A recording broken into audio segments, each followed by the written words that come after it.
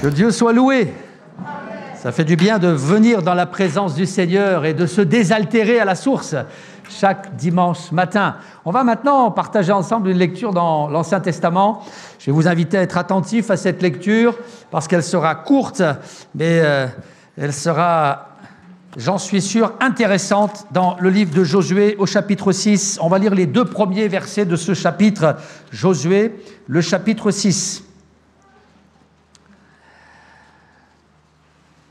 Il est écrit, Jéricho était fermé et barricadé devant les enfants d'Israël. Personne ne sortait et personne n'entrait. L'Éternel dit alors à Josué, vois, je livre entre tes mains Jéricho et son roi, ainsi que ses vaillants soldats. Voilà les 2 premiers versets d'un chapitre qui nous parle d'une grande et belle victoire, la victoire sur Jéricho. On va parler de Jéricho et on va se transporter au XIVe siècle avant Jésus, puisque cette histoire se situe il y a fort longtemps, au XIVe siècle avant Jésus, à 27 km de Jérusalem approximativement. Les archéologues ont fait des fouilles et ont retrouvé des vestiges de cette cité qui a été détruite. Cette ville était connue à l'époque sous le nom de la ville des palmiers. Et on pense qu'il y avait à cette époque des palmiers magnifiques, aussi des roses très jolies. Elle était réputée pour la culture des roses et des palmiers. Cette ville était aussi un peu particulière en ce sens où elle était située à 240 mètres au-dessous du niveau de la mer. Et c'était sa particularité. D'ailleurs, quand on lit la parole de Dieu, il y a des textes qui nous montrent cela. Un homme descendait de Jérusalem à Jéricho. Donc, il fallait descendre dans les profondeurs de cette ville pour atteindre Jéricho. Et voilà ce que l'on sait à peu près sur cette ville. On sait beaucoup d'autres choses, mais ça ne sera pas le centre de ma prédication, bien entendu. J'aimerais vous parler ce matin du chapitre 6 du livre de Josué. Et j'aimerais vous apporter 7 enseignements sur la ville de Jéricho. 7 points qui, je l'espère, pourront vous encourager, vous stimuler dans la foi et nous rappeler les principes de base concernant le message de la parole de Dieu.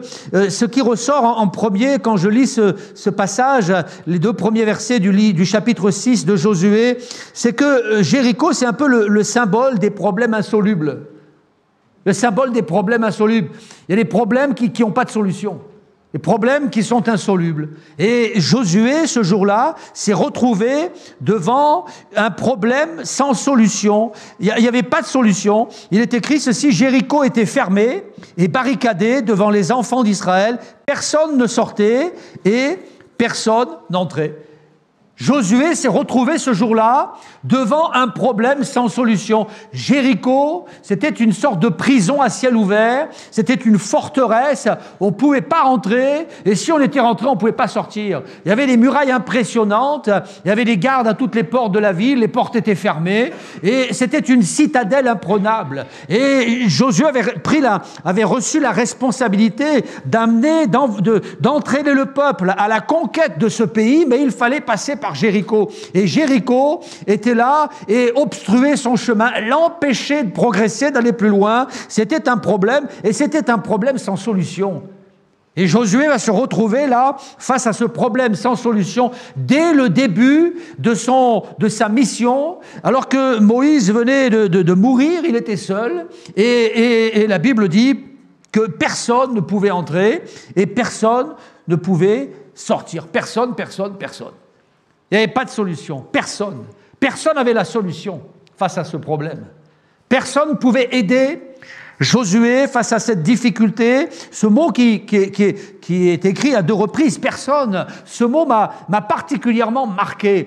Personne n'arrivait à sortir de cette ville. Personne n'arrivait à entrer dans cette ville. Elle était barricadée, fermée. Personne.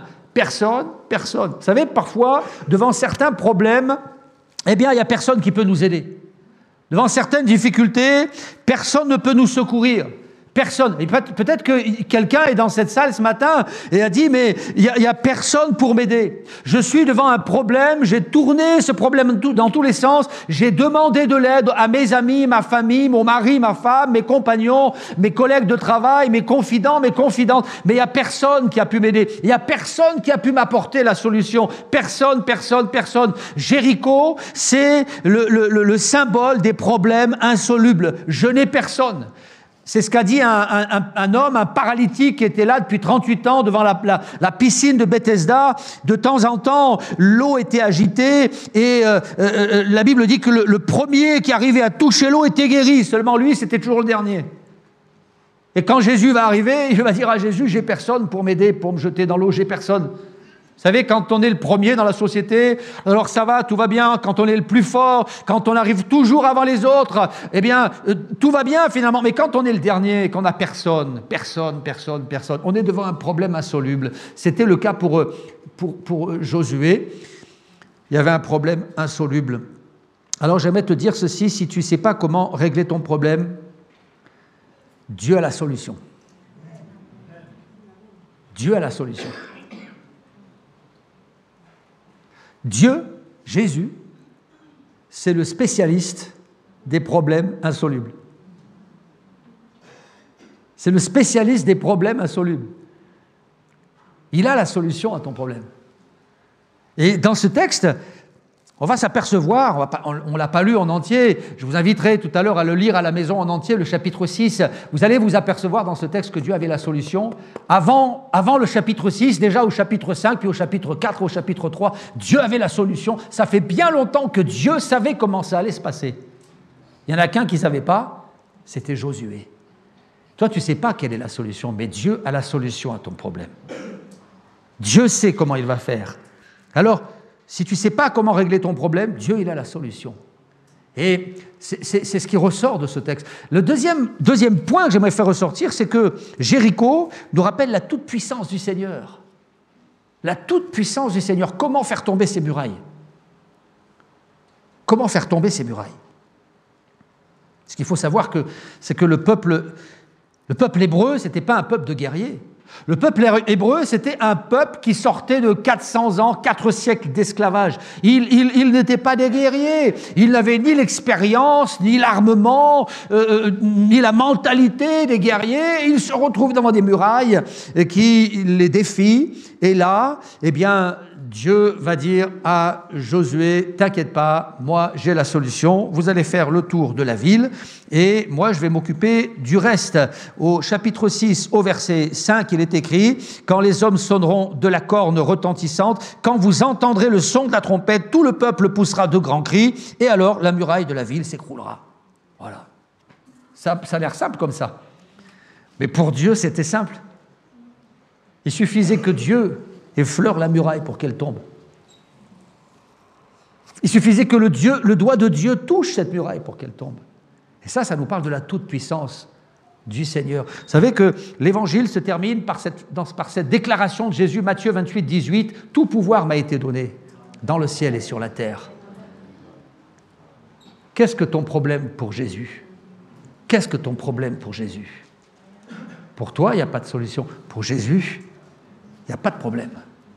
Pour Jésus, ton problème n'existe pas. Ce texte nous parle de la toute-puissance de Dieu. L'Évangile nous parle de la toute-puissance de Jésus. Tout pouvoir m'a été donné dans le ciel comme sur la terre.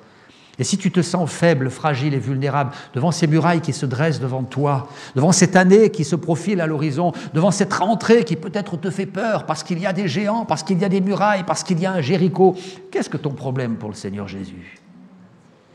Ton problème n'existe pas pour le Seigneur. La muraille de la ville s'écroulera. Voilà comment ça va se passer. La muraille de la ville s'écroulera. Vous avez remarqué que le Seigneur ne va pas donner d'explication à Josué. Le Seigneur va simplement lui dire, voilà, vous allez tourner autour de votre problème et quand vous allez pousser un cri, la muraille va s'écrouler. Et ça nous parle de la toute-puissance de Jésus.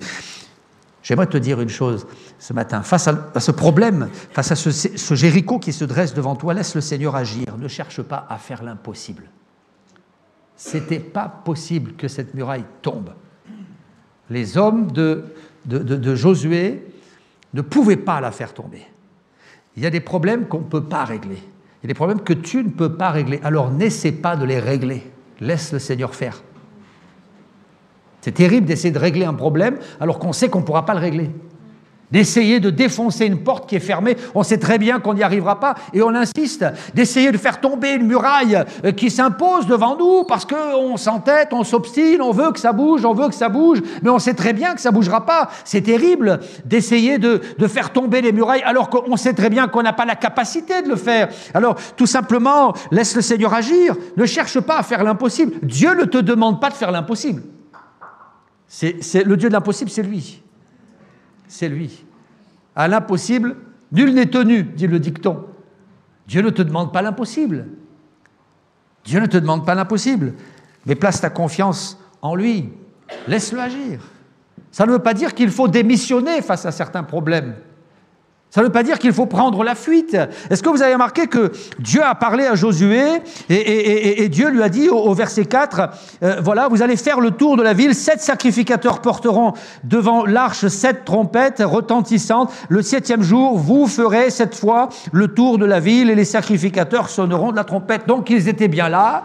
Ils n'ont pas pris la fuite, ils n'ont pas démissionné, mais ils ont laissé le Seigneur agir. Alors, je ne t'invite pas ce matin à prendre la fuite face à ton problème, je ne t'invite pas à démissionner de tes responsabilités face à ton problème. Il y a des choses que tu peux faire et tu dois les faire, mais ce que tu ne peux pas faire, le Seigneur ne te demande pas de le faire. L'impossible, c'est l'affaire de Dieu. Le possible, c'est mon affaire.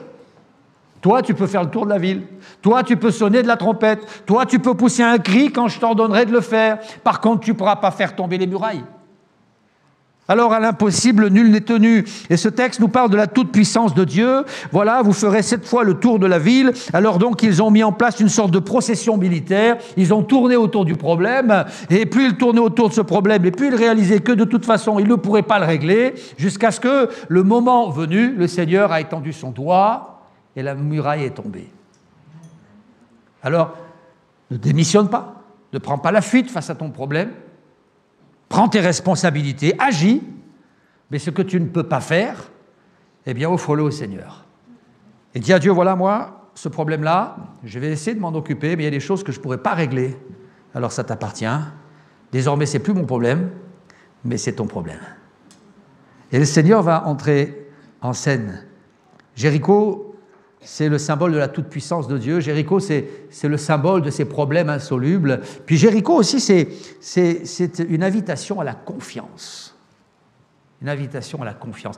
Moi, il y a une chose qui m'a marqué récemment, je relisais ce passage, dans ma lecture quotidienne, je suis tombé sur ce passage, et il y a une chose qui m'a marqué, c'est le verset 10. Je vais le relire avec vous, peut-être qu'il peut s'afficher. Marion va l'afficher à l'écran. Il est écrit, Josué avait donné cet ordre au peuple, vous ne crierez point, vous ne ferez point entendre votre voix, il ne sortira pas un mot de votre bouche jusqu'au jour où je vous dirai, poussez des cris, et alors vous pousserez des cris.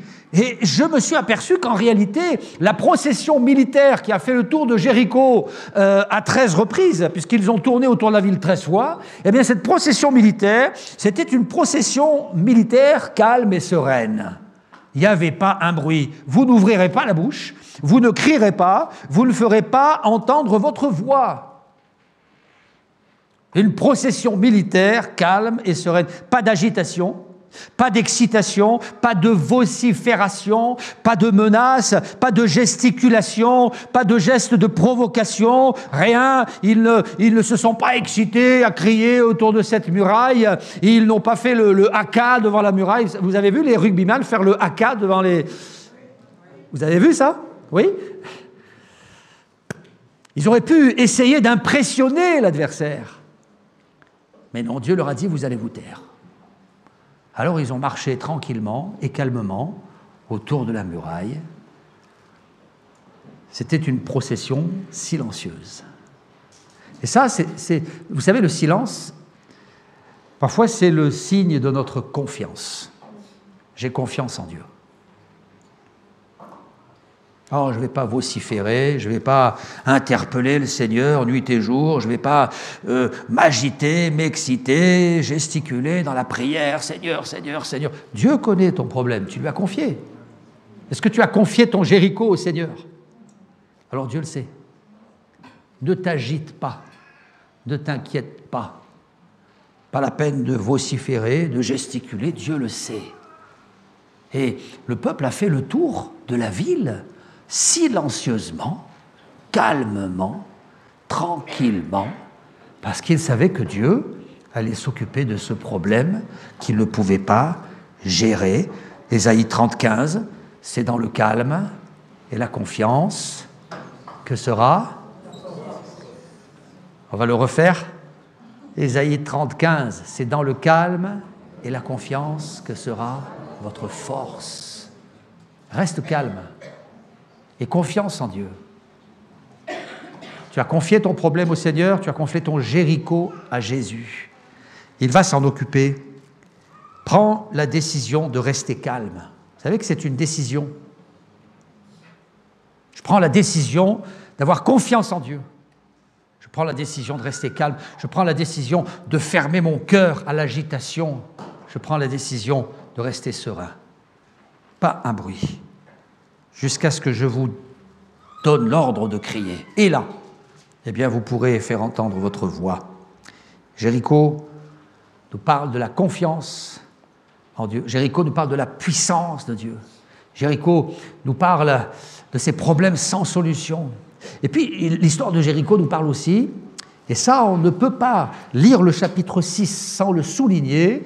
Le chapitre 6 nous rapporte l'histoire de Jéricho. L'histoire de Jéricho nous parle du jugement de Dieu.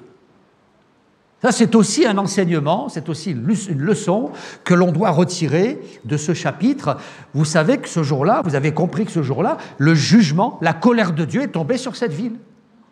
La colère de Dieu est tombée sur ces hommes, sur ces femmes qui étaient violents, qui étaient impudiques, qui étaient des assassins, des criminels, des gens qui étaient odieux. Eh bien, la colère de Dieu a mis un terme à toutes ces choses. Et le chapitre 6 nous parle du jugement et de la justice de Dieu. C'en était trop, et c'était le moment pour Dieu d'intervenir, de mettre le holà et de dire stop. Est-ce que vous savez que Dieu, parfois, dit stop? Et bientôt, Dieu dira stop. Bientôt, le Seigneur mettra le holà. Bientôt, eh bien, Dieu viendra pour juger ce monde. Ce qui s'est passé à l'époque de Jéricho se passera à la fin des temps. 2 Corinthiens 5,10, il nous faut tous comparaître devant le tribunal de Christ, dit la parole de Dieu. Un jour, eh bien, viendra le temps du jugement. Dans l'Épître aux Romains, il est écrit que la colère de Dieu se révèle du ciel contre toute impiété et contre toute injustice. Un jour viendra le temps de la colère de Dieu. On parle beaucoup de l'amour de Dieu, on parle peu de la colère de Dieu. Est-ce que Dieu peut se mettre en colère? Oui. Dieu se mettra en colère. Il a même fixé le jour.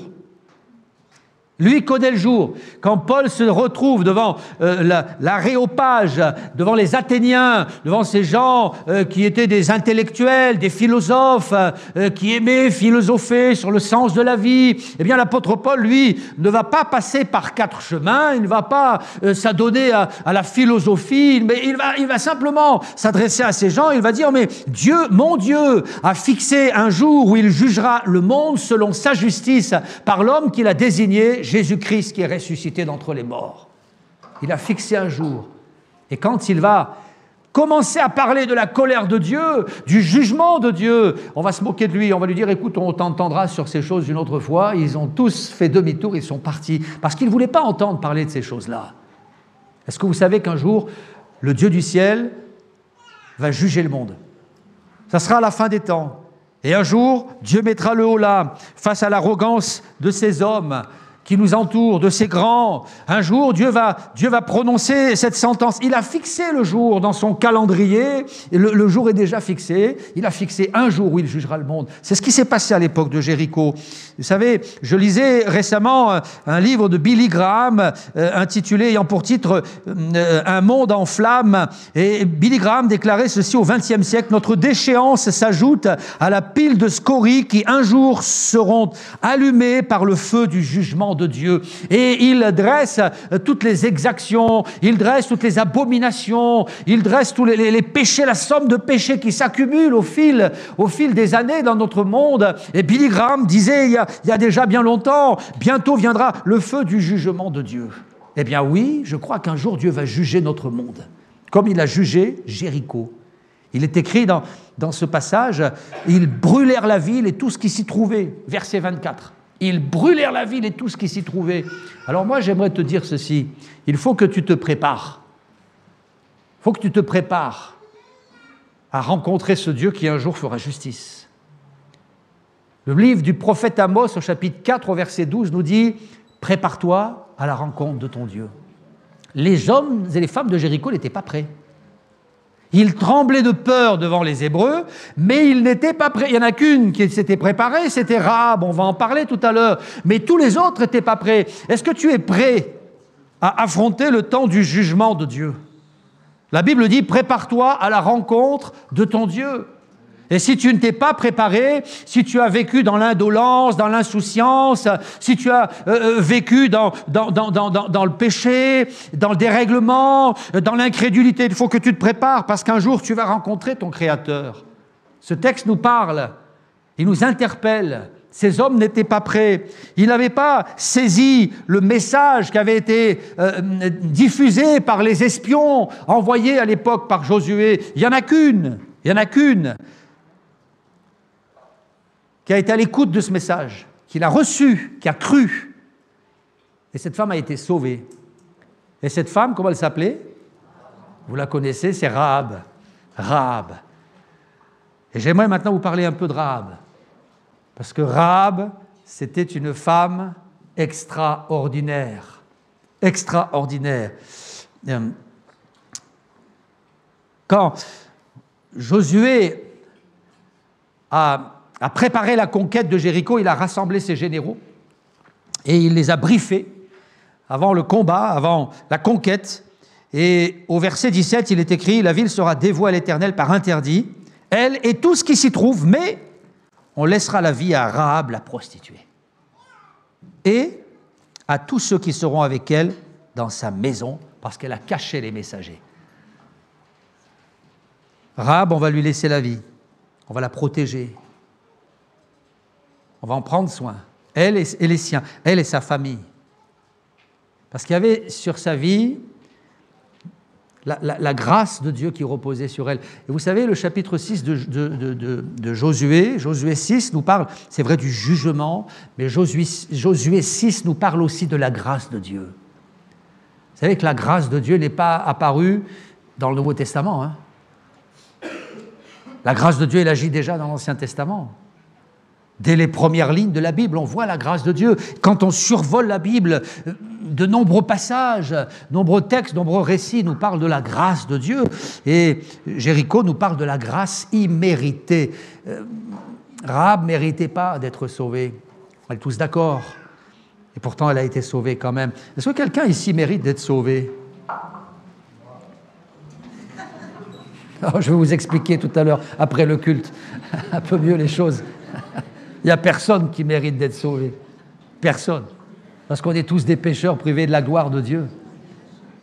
Tous, sans exception. Eh oui. Et Rahab, elle ne méritait pas d'être sauvée, seulement elle a saisi la grâce de Dieu. Et elle a été délivrée. Vous connaissez aussi le récit, vous savez que les murailles sont tombées, mais ce qui est surprenant, c'est que la maison de Rahab, elle était sur les murailles. Donc tout est tombé, sauf la muraille où se trouvait la maison de Rahab. C'était la main invisible du Seigneur qui va protéger cette femme. Quand viendra le temps du jugement, il y aura la main du Seigneur sur tous les élus du monde entier qui auront un jour saisi la grâce. La grâce est formidable.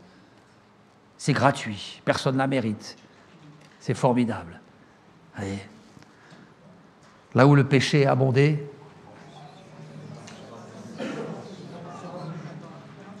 la grâce a surabondé. La grâce a surabondé. C'est par la grâce que nous sommes sauvés, par le moyen de la foi. Et cela ne vient pas de vous. Ce n'est pas par les œuvres, afin que personne ne se glorifie. La grâce. Ne crois pas qu'il faut que tu fasses quoi que ce soit pour que Jésus t'aime. Ne pense pas qu'il faut que tu fasses quelque chose de plus ou quelque chose de mieux pour que Jésus te secoure. C'est par grâce. C'est par grâce. Tout est gratuit. Dieu te tend la main. Et toi qui n'as pas encore saisi la main du Seigneur, Dieu te tend la main. Il suffit que tu la saisisses. Il suffit que tu la prennes. Et tu seras sauvé et tu seras béni.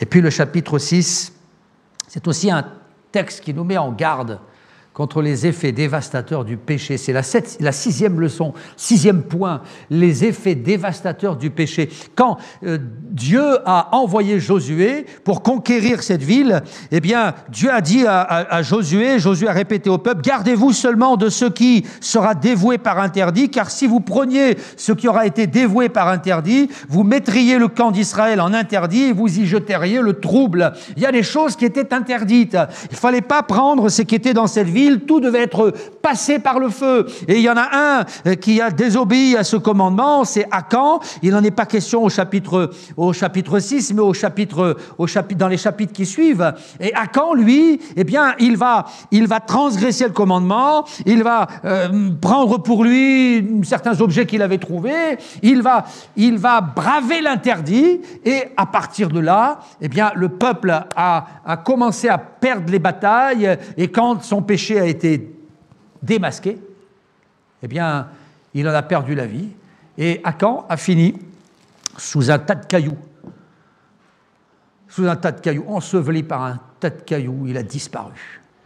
Parce que Akan ne va pas prendre garde à la parole qui avait été prononcée, il va prendre à la légère le commandement. Il y a des choses qui sont interdites. Ce mot est bien écrit dans ma Bible, le mot interdit. Il y a des gens qui voudraient gommer ce mot, interdit. Mais il est bien présent. Il y a des choses qui sont interdites. Le péché, c'est interdit. Si tu t'autorises le péché, eh bien, ta vie sera troublée, ton âme sera abîmée. Et le péché a des effets dévastateurs dans la vie de l'homme. Et ce texte nous le montre. C'est pourquoi tu dois t'interdire toi-même le péché. Le péché, c'est un poison mortel qui a détruit la vie d'Akan et de sa famille. Et si on joue avec le péché, c'est comme si on joue avec le feu, un jour on va se brûler. Et Akan en a fait les frais. Le septième point, la septième leçon, septième enseignement de ce passage, c'est que Jéricho nous rappelle aussi la valeur de la famille. La valeur de la famille. Qu'a fait Rahab quand elle a compris qu'elle allait être sauvée? Elle a attaché le petit fil de cramoisi à sa fenêtre et puis ensuite elle a décroché le téléphone. Elle a dit à son père, « Écoute, bientôt les Hébreux vont arriver, mais venez à la maison, vous serez sauvés. » Elle a envoyé un message à sa sœur, à son frère, à sa mère, peut-être son beau-frère, sa belle-sœur, je ne sais pas. Elle a envoyé un message à tous ceux de sa famille et ils se sont tous réfugiés chez elle parce que pour elle, sa famille, c'était important. Mais pas seulement pour elle, pour le Seigneur aussi. Est-ce que vous connaissez la valeur de votre famille ? Dieu a de la déférence pour votre famille. Dieu a de l'amour pour ta famille. Dieu veut sauver ta famille.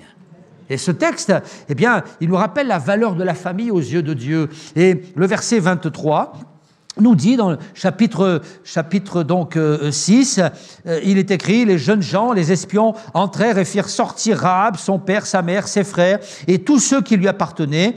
Ils firent sortir tous les gens de sa famille et ils les déposèrent hors du camp d'Israël. Et ils étaient sauvés. Sachez que votre famille est dans le viseur du diable. Ta famille est dans le viseur du diable. Ton couple est dans le viseur du diable. Il veut détruire ton couple. Et hélas, beaucoup de chrétiens se sont laissés embarquer par l'ennemi. Beaucoup de chrétiens, hélas, ont vu leur couple s'étioler, s'effriter, et finalement, la séparation, les disputes, puis le divorce, et puis la famille a explosé, hélas. Ça, c'est l'œuvre de l'ennemi. Mais je crois que le Seigneur, lui, veut sauver ta famille. Elle est précieuse à ses yeux. Elle est précieuse. Et je voudrais vraiment faire une remarque qui m'a travaillé quand j'ai lu ce passage, c'est que ce texte met en lumière aussi l'influence de Rahab pour le salut de sa famille, l'influence de cette femme qui était une femme de Dieu, l'influence extraordinaire de cette femme qui a sauvé son foyer alors qu'elle était là toute seule, il n'y avait pas d'homme. Vous savez, parfois, les femmes sont seules, les hommes démissionnent, mais si tu es une femme dont le mari a démissionné, sache que tu peux avoir une influence extraordinaire sur ton foyer. Eh oui, sur ta famille, sur tes enfants. On parle souvent des hommes de Dieu. On pourrait s'arrêter sur la liste impressionnante de femmes de Dieu qui ont joué un rôle extraordinaire sur leur entourage. Rahab, qui a sauvé sa famille. Déborah, à une époque où les chefs étaient sans force, il n'y avait aucun homme en Israël, alors Déborah a été obligée de faire ce que les hommes auraient dû faire. Les hommes avaient peur, les hommes se reposaient, les hommes étaient là à discuter indéfiniment. Alors la Bible de Déborah dit que Déborah, eh bien, elle a pris les choses en main. C'est ce qui se passe aujourd'hui. Il y a tellement d'hommes qui démissionnent, tellement d'hommes qui ne veulent pas prendre leurs responsabilités, que les femmes sont obligées de prendre leurs responsabilités qui auraient dû incomber à leur mari. C'est ce qui s'est passé à l'époque de Déborah. Déborah, c'était une femme de Dieu extraordinaire et Dieu s'est servi d'elle pour délivrer le peuple. Et puis on peut continuer la liste. J'ai cité Rahab, j'ai cité Déborah. On pourrait parler de Lydie, la marchande de pourpre, qui a amené le salut et l'évangile dans son foyer, qui a amené toute sa famille à l'évangile. On pourrait parler de Séphora, qui a sauvé Moïse de la mort. On pourrait parler d'Abigaïl. On pourrait parler d'Eunice, la mère de Timothée. Elle va inculquer la foi à son fils, alors que le père était, semble-t-il, grec et qu'il ne connaissait rien à l'évangile. Eh bien, cette femme va avoir une influence plus forte que son mari. Et Eunice va inculquer la foi à Timothée. Et quand Paul arrive, eh bien, il n'a eu qu'à le cueillir pour en faire un serviteur de Dieu. Et puis, puisqu'on parle de Eunice, on pourrait parler de Loïs, qui était la maman d'Eunice et qui, elle aussi, avait certainement inculqué sa foi à sa fille, qui va inculquer sa foi à son fils. Et tout ça, c'est l'affaire de femmes. Ce sont des femmes qui ont œuvré. Et on ne pourrait pas parler de ce chapitre 6 sans parler de Rahab, une femme de Dieu extraordinaire. Et je voudrais vous inviter simplement à relire ce chapitre, Josué chapitre 6. Vous qui êtes devant un problème insoluble, relisez ce passage. Il va vous redonner courage. Et vous allez vous rappeler que Dieu, mon Dieu, c'est le Dieu de l'impossible. J'aimerais qu'on baisse nos têtes et qu'on prie. On va terminer ce culte en remerciant le Dieu de l'impossible, le Dieu qui a la capacité de régler des problèmes qui nous échappent, qui nous dépassent. Et on va prier peut-être pour ceux et celles qui ont un problème particulier. Tu peux le déposer au pied du Seigneur maintenant et lui dire: Seigneur, je sais que certaines choses me dépassent, je suis devant une impossibilité, mais je sais que toi, tu es le Dieu capable de faire tomber cette muraille. Alors je remets ce problème entre tes mains, je me confie en toi. Seigneur, je veux te remercier parce que ce matin, tu nous as parlé au travers de ta parole. Tu nous rappelles que tu fais tomber les murailles.